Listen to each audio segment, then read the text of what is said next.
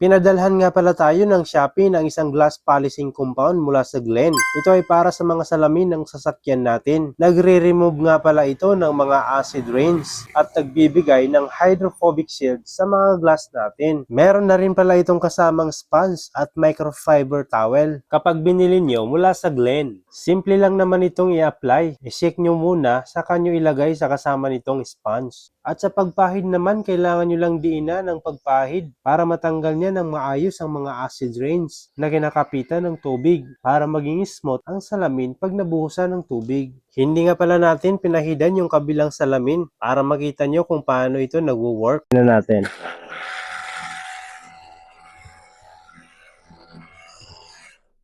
So grabe guys, oh. Nakikita nyo? Wala siyang tubig. Not like dito sa hindi na-applyan. Tingnan nyo. Nandyan yung tubig pero dito wala. So talagang naaalis niya yung mga stain ng ating glass. So kung gusto nyong bumili nito guys, check out nyo na yan. Mula sa Glen. Itong glass polishing compound.